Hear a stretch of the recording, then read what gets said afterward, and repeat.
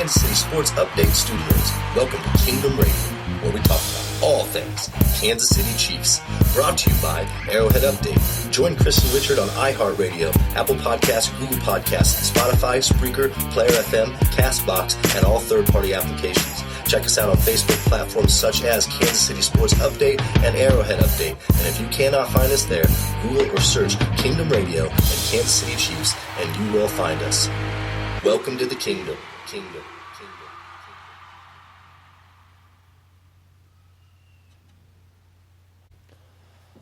How are we doing, Kansas City? Welcome to Kingdom Radio. With me, as always, I have my senior NFL analyst and co-host, Kris Chavez. How are we doing, Kris? I'm doing fantastic. Happy belated Thanksgiving, Chiefs Kingdom. Yes. And hopefully you guys are ready for this game tomorrow. Oh, God. I know Chiefs Kingdom is ready.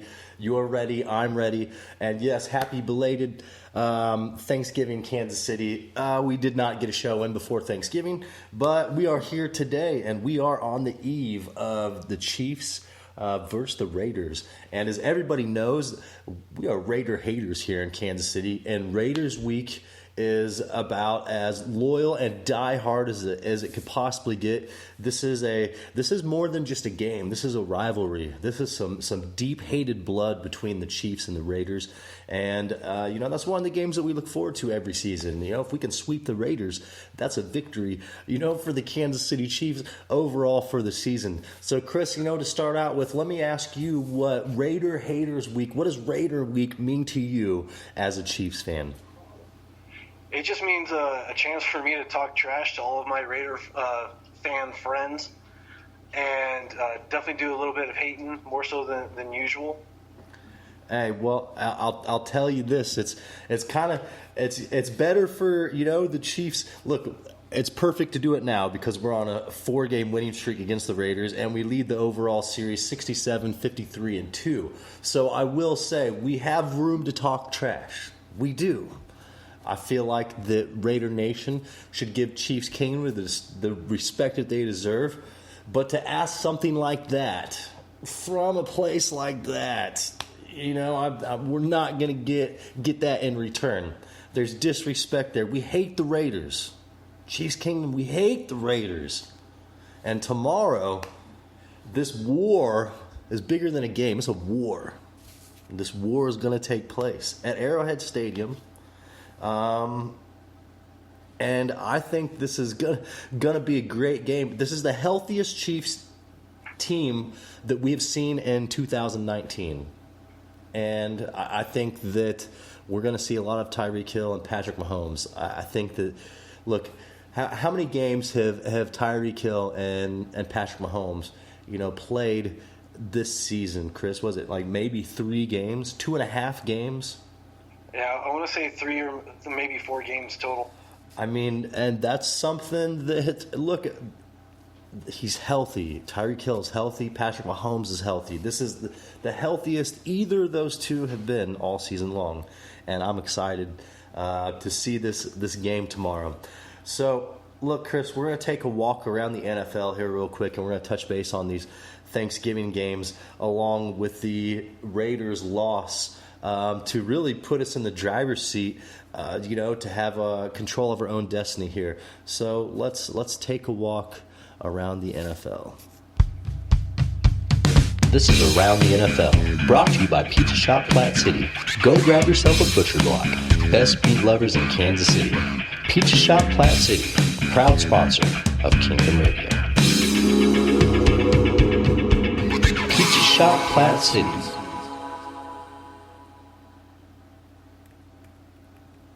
All right, this is Around the NFL, brought to you by Plat City Pizza Shop. Go in there and get yourself a butcher block. Best meat lovers in Kansas City. Kris, let's take a walk around the NFL here real quick, and we're going to start with the Raiders' loss to the Jets. Kind of break that down and let Chiefs Kingdom know, which I'm sure we already do, but what exactly did that mean for the Kansas City Chiefs and our playoff implications for them to drop such a horrible game to the New York Jets? Well, it definitely kept us a game ahead of the Jets in the overall standings. Well, the Raiders. I'm sorry, yeah. A lot of media was expecting for Oakland to trounce the Jets, and it ended up being the other way around. The key to that game was really a matter of the Jets taking advantage of the Raiders linebackers in coverage. In zone, or when the Raiders were running a zone coverage, they were running a lot of crossing routes, and when the Raiders were in man coverage, they just couldn't keep up with the shifty slot receivers of the Jets. And that bodes really well for us going into the game tomorrow. Yes, and I would, I'm willing to say that the Raiders don't have a horrible defense, but they certainly do not have a top-tier defense, and there's a lot of holes within it. And I think that's something that, the Chiefs can exploit tomorrow. And they will. But that was huge. That like you said, that kept that one game lead in the division and made this more of a.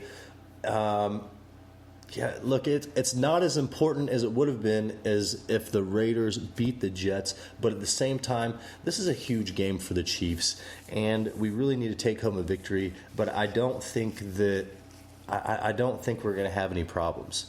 And we'll get into that here a little bit later, but I really wanted to hear your perspective on that, that Raiders loss, which significantly helped us out, in the playoff race. But look, let's talk about some of these Thanksgiving games. The 6-6 Bears beat the 3-8 Lions, 24-20. Look, I don't really want to touch base too much on this game because it doesn't really have a lot of significance within the league at this point. I don't really see the Bears or the Lions making the playoffs when there was so much hope and promise for them, going into the season. The Bills, what a great game. I'm going to let you talk about the Bills-Cowboys game because I know that one got you excited. Yeah, the Bills' defense has very much been underrated and overlooked all season long. But Buffalo is sitting at, I believe, 8-3 right now. 9-3, but yes, go ahead. 9-3 now, and I'm really looking forward to the next time that they play New England because these guys are legit. They are, and I think that they still need another offensive weapon to complete their offense, right? And to complement the defense. But they're looking fantastic. How about Josh Allen? He was very underrated coming out of Wyoming, and because my alma mater plays him every single year, I was pretty familiar with him. And he was going to take a little time to develop, but he definitely had all of the tools needed to be successful, and we're definitely seeing him come around this year. Oh yeah, but I will say Buffalo loves some Josh Allen. But go ahead and continue, about this trouncing the Bills put on the Cowboys. Well, and to also continue on the Josh Allen kick, he has the most rushing touchdowns in the NFL this year by a quarterback. Go ahead. With all of the hoopla over Lamar Jackson, and they're missing that key factor in there as well. Josh Allen is running when it matters. Yes. I look at Josh Allen as a complete football player first before a quarterback. And that's what I personally like about a player like Josh Allen. Yeah, no, absolutely. And he's definitely coming into his own, and it's taken him a while. Well, not really a while. It's taken him a year and a half now. But he's still moving up and improving every single year. And if they get him another offensive weapon, just imagine what he could potentially do next year or with this Bills team. I'll tell you what, the Bills can steal this division away from New England if New England's not careful. Because I will say this, the Patriots have to play the Chiefs. If the Patriots lose to the Chiefs and then the Patriots lose to the Jets, man, think about the door that would open for not only the Chiefs, but also the Buffalo Bills. Yeah, absolutely. And And that's why I'm really looking forward to that game, or just the rest of this season. It's getting down to the wire, and the NFC is for the most part, pretty much already wrapped up.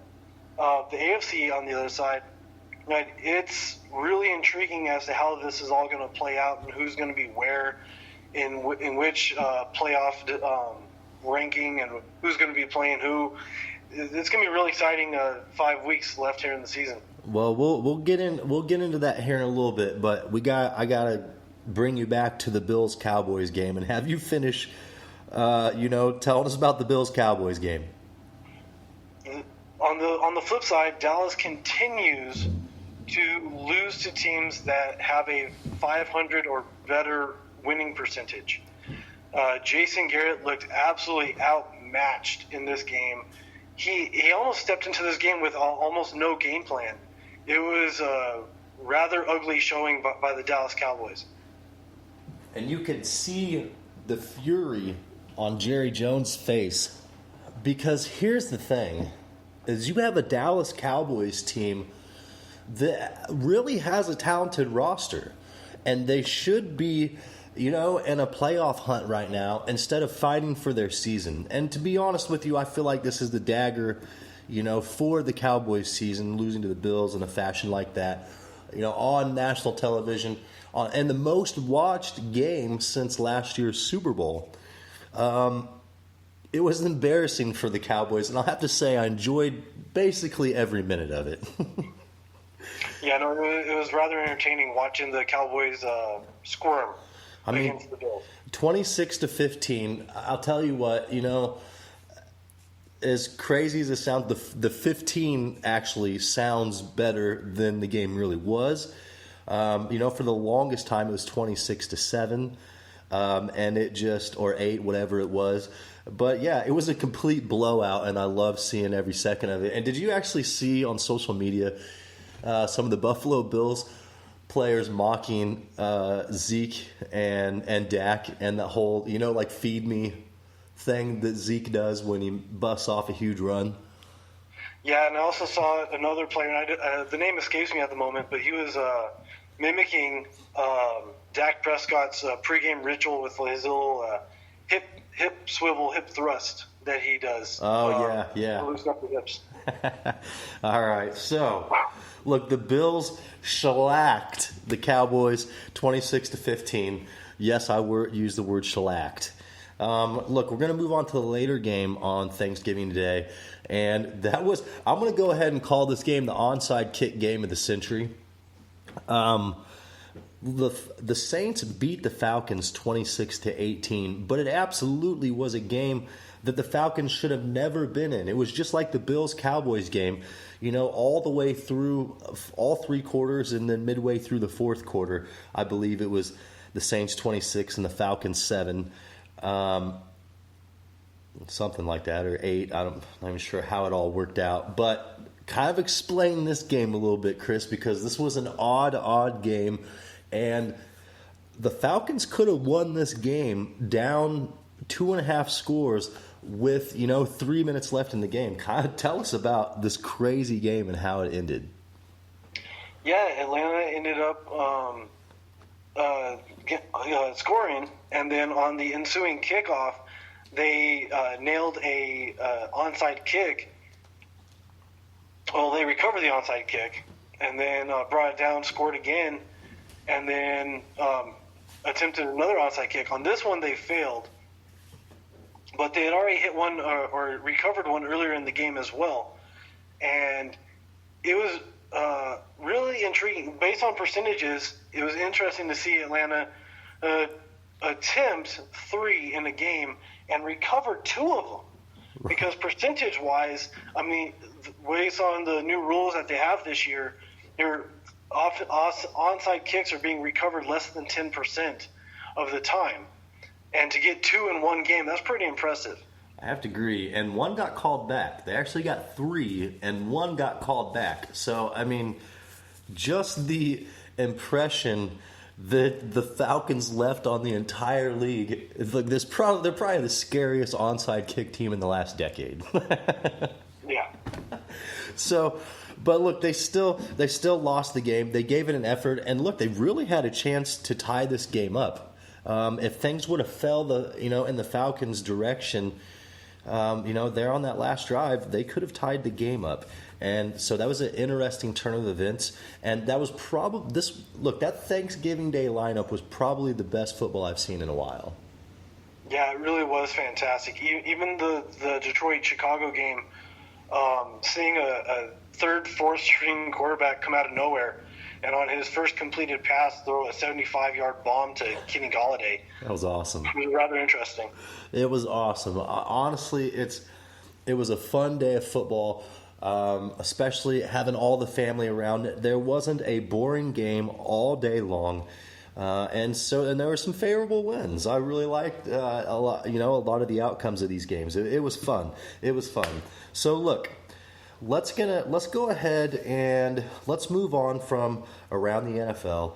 We're gonna pull things, back within the AFC West, and we're gonna get into this Chiefs Raiders game here real quick.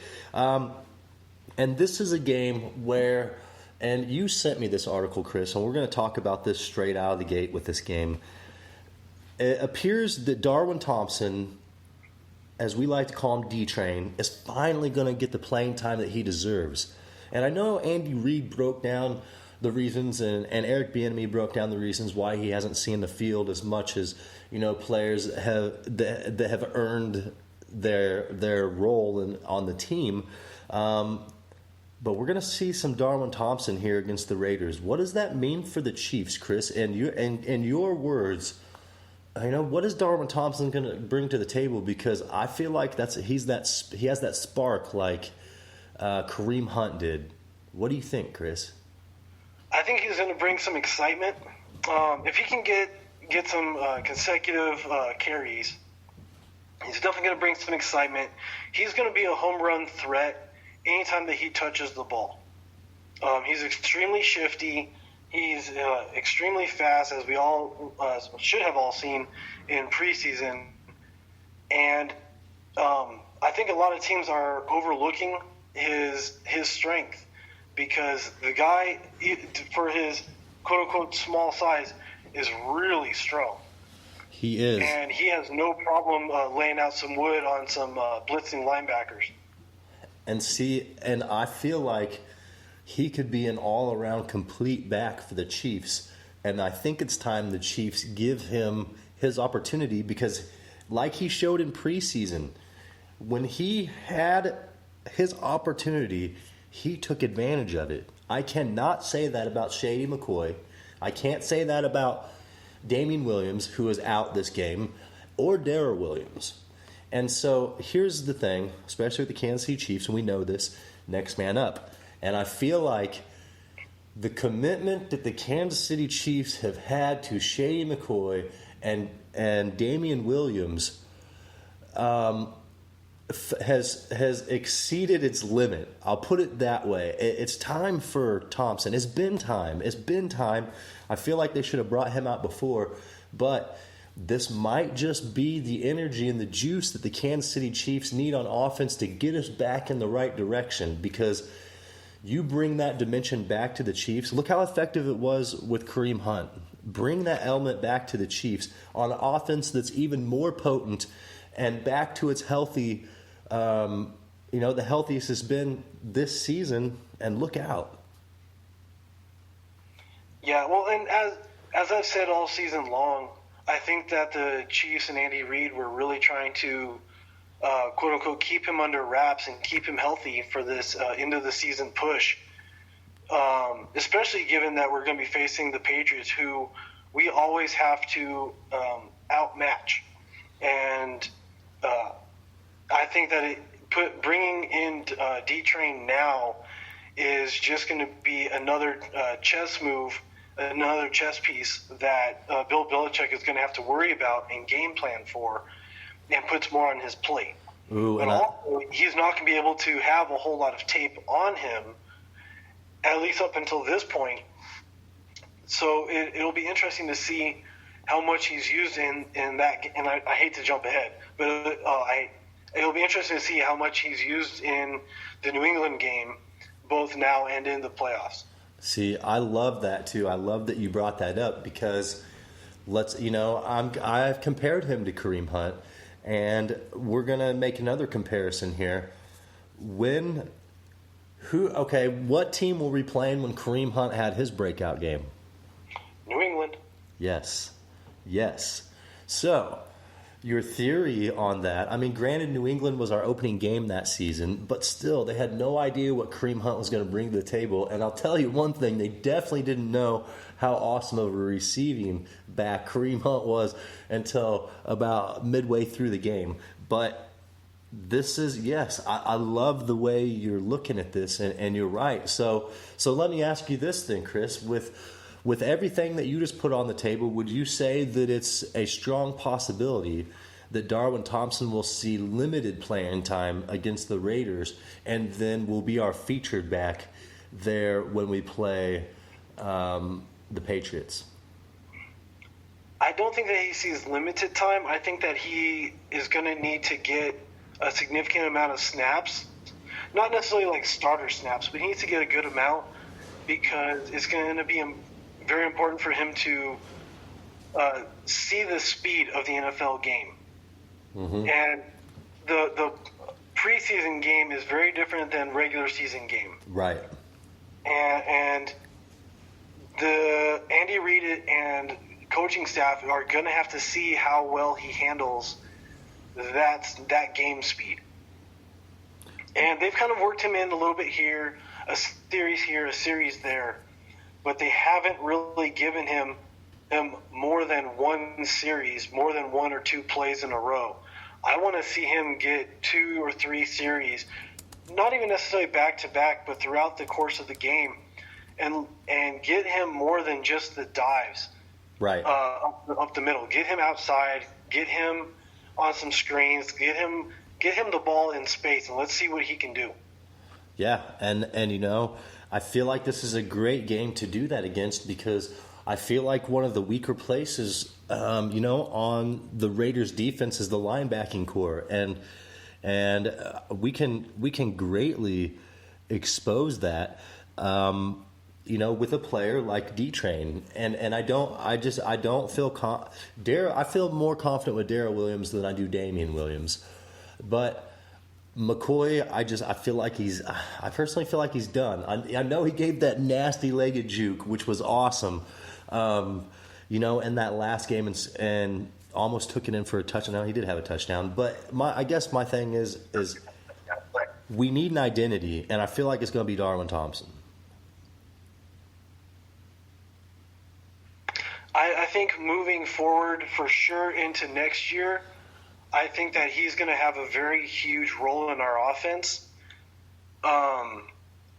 This season, I think that if he can have a breakout game somewhere here down the road to finish out the season, I think that it's going to be imperative for him to be successful and especially going into the playoffs, to really I think what the Chiefs need to do is they need to get rid of this running back by committee. Right. Because now don't get me wrong, every running back that we have on the roster has a different capability and a different skill set that makes them stand out. Mm-hmm. And being able to rotate between use Shady more in one scenario, use Damian Williams more in another scenario. It's really helping us to at least have some running game when we actually call a running game. But it's definitely been a struggle to have a sustained attack. And I think Darwin Thompson is going to be that guy who is going to really set the tone and be that all-around back that we need. He just needs to get touches. Yes, and experience. And he's an animal. He truly is a beast. You're right. He runs over players when he has the opportunity. He makes huge cuts, and he makes great decisions. And here's the biggest thing of all right now for the Chiefs if you're going to make a serious playoff run and make a serious Super Bowl run, you have got to have a third down running back. You've got to have a running back that can pound the ball in the end zone, third and goal, fourth and goal, and have the confidence, number one, that he's going to hold on to the ball, number two, that he's going to hit his hole, and number three, that he's going to pick up the first down or score a touchdown. And I do not have that confidence in the Kansas City Chiefs backfield, and I'm sure everyone in Chiefs Kingdom understands that. When your featured back on your team has 400 yards going into Week 13, there's a problem. There's a problem. Yeah, absolutely. And so it's just going to be something that we need to rectify either these last few games or going into next season. You know, and here's the thing, and I don't want to toot our own horn, but I do want to pat yourself and myself on the back here for a few, because, look, a lot of the things that you and I have touched base on has become facts. And not that our references are bad or anything, you know, but a lot of it is our intuition and just our mindset and our GM mindset and just rationally thinking out the way things would happen if it was our franchise, correct? Yeah, absolutely. Okay, so with our mindset being that way and how things has you know, it's really floated along. I don't want to say exactly how we see it, but we really have a strong pulse on what's going on within the franchise. And I feel like, look, this brings excitement to me on a Chiefs team that I'm worried about. To bring excitement to a team that has a player like Patrick Mahomes and Tyreek Hill and Sammy Watkins and Travis Kelce and all these huge elements already, it takes a lot for me to get excited about a new piece being brought to this scenario. But I'm telling you, Chiefs Kingdom, there's something special about Darwin Thompson. And Kris, I think you're absolutely nailed it, point blank. The Chiefs have probably been waiting to unleash this beast until midway through the season and catch New England off guard. Yeah, bringing him in, we're going to say mid-season, but it's later than that. Right. But bringing him in at this point, it's almost as if you traded for a starting running back from another team, and you all of a sudden just hand him the reins, say, okay, here you go, do what you can. And defenses haven't seen what he can do behind our offensive line, who is now healthy. What he can do with Patrick Mahomes, what he can do in the open field. And having that surprise element to throw here in the last 4 games is going to be huge, because it's going to scare other opponents, or our opponents, even more so than they already are going to be, because they have to worry about Cheetah, they have to worry about Jet, they have to worry about Sam Watkins, they have to worry about Kelce, they have to worry about Patrick Mahomes, and now you're going to throw in D-Train as well. Forget about it. Right. And here's my thing too, is the Chiefs are sitting in a good spot. You know, at 7-4. It's not a bad spot. It's really not. Would you agree? No, absolutely not. Especially with everything we've been through this season. Okay, so then you add an element that could possibly be, you know, a Kareem Hunt-esque type player. We're really sitting in an awesome scenario, because number one, first and foremost, that's going to take a ton of heat off of Patrick Mahomes. You take a ton of heat off of Patrick Mahomes, he's going to exploit that every single chance he gets. And this is the key element that I feel like the Chiefs have been missing to bring everything together, to bring it all together. And Kris, I don't want to say I don't know why, because I do, but I feel like this is it. I feel like this is the key. Watch Darwin Thompson bring all this together. Yeah, his speed is definitely going to be something that is going to really trouble the Raiders. Mm-hmm. It's going to trouble the Patriots. It's going to trouble any team that we face. Because as we know and as we've seen all season long, our speed has been killing teams. Yes. When we're healthy, Right. and when we have everybody on the same page. Right. And just a little side note here, the Chiefs did sign another offensive player, but just to the practice squad, it was Elijah McGuire, a running back from the Jets, and that was a reaction to the Damian Williams injury, I'm sure. But that's the scenario there. I wanted to throw that little piece in there while we're touching base on the running back situation. But look, we're excited about this. Kris is definitely excited as well, and it just, this could be it. This could be the piece, Kansas City, and I'm excited for tomorrow. I'm excited for this man to get his chance, and just to have some fresh legs on the field. Oakland's in trouble. The Chiefs are going to show out. Let's talk about Patrick Mahomes and Tyreek Hill, just a bit, because they've really seen limited time together on the field this season. If it seemed like if Patrick Mahomes was in the game, Tyreek Hill was hurt, or if Tyreek Hill was in, Patrick Mahomes was hurt. We haven't really seen that dynamic offense yet. Maybe a couple games to start the season, but it's important that they get that chemistry back. And what better way to do that than against the Raiders? It's going to be fantastic. If you look at the first game that we had against the Raiders, which Tyreek Hill wasn't even playing in, and Demarcus Robinson absolutely went off. Travis Kelce had a huge game. And Sammy Watkins was coming off of a big game. Mm-hmm. He had a lot of catches. He didn't have a whole lot of yards to go with those catches. But D-Rob, man, he blew up. And I think that the Raiders are going to focus in on shutting down D-Rob. And that with their depleted secondary, I think that's just going to really open things up for Tyreek Hill, which they're probably going to focus more on Hill anyways. But they're going to definitely try to shut down D-Rob. I think Sammy Watkins and Mecole Hardman could have a big game tomorrow as well. With Kelce, I look for, and here's the thing is, I'm going to be honest, Kris. This is how I feel about Darwin Thompson. I feel like this is anybody's game outside of Darwin Thompson, because I feel like this is going to be a big game for him. But he's single-handedly going to open up the door for every other Chiefs player on the field. And I really think this could just be a huge game for everybody if D-Chain can show up and perform like you and I know he can. Yeah, watching the team all season long, defenses haven't really honored our play-action pass.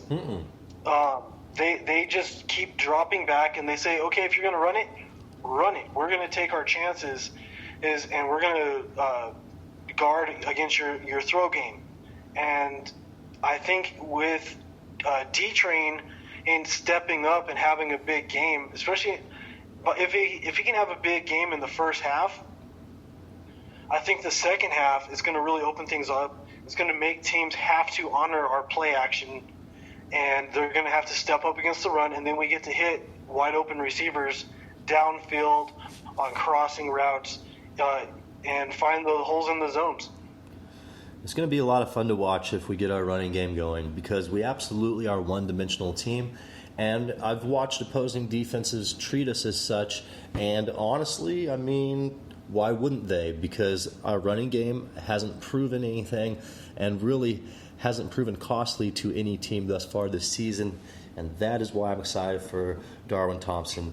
So let's move on here. We've talked a lot about D-Train, but that's going to have huge implications here against the Raiders, we feel at least. And that's due to Damian Williams' injury. And I hate to say it, I don't wish injury upon any player, but I haven't looked forward to, a scenario like this so much than I am right now, which is crazy. So let's talk about the Raiders' injury report a little bit. Look, on a depleted roster, I'm not a big fan of the Oakland Raiders offense as much as everybody gives them credit for. Derek Carr has had a better season. Josh Jacobs, that's the one I really give my credit to. And Terrell Williams is okay. But look, Hunter Renfrow is their number 2 receiver, and he's out. So that's a great deal for the Chiefs. And I really look at him as a huge threat, possibly. So I feel like that he's that's a better scenario for the Chiefs. Tackle Trent Brown is still questionable with a knee injury.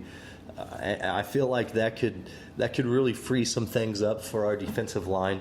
But what do you take away from this injury report from the Raiders? How can we exploit Renfro being out and the possibility of Trent Brown being out? With Hunter Renfro being out, I think that they're going to key in even more so than they already do on Darren Waller to get first downs.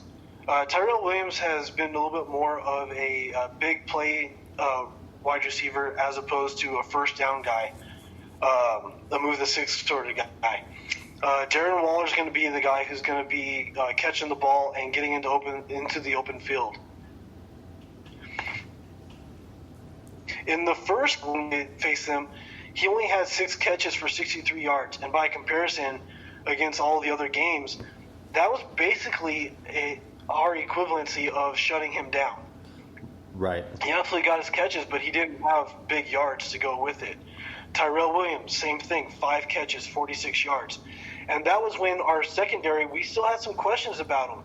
And now we have several cornerbacks who have really stepped up and have found themselves. Charvarius Ward, very quietly having a tremendous year, could potentially be a Pro Bowl player if the rest of the NFL and the fans were actually watching him do the things that he's doing.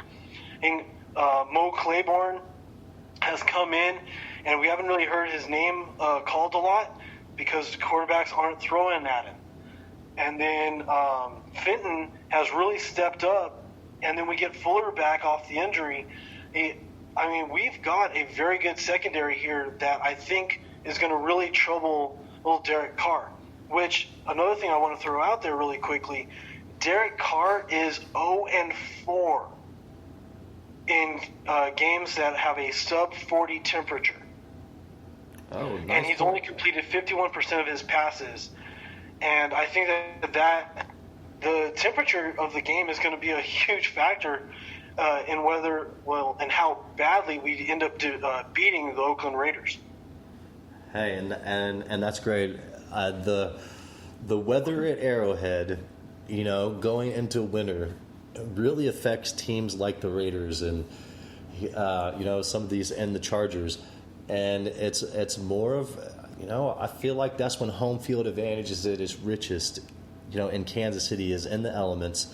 In the dead of winter, when all of us Chiefs fans are still out there screaming our heads off, and sub-freezing temperatures. It's something else, and it's one of a kind. And I don't feel like this game is going to be any different. So, look, Kansas City, we're going to go into halftime here real quick, and we'll come back and we'll talk some more Chiefs. We'll talk about predictions. We'll touch base a little bit more on the AFC West, and then I want to get into this playoff picture because it's time, Kansas City. The playoffs are right around the corner. Every game is critical, and Kris and I are going to touch base on that here in just a few. So with that, we are going into halftime.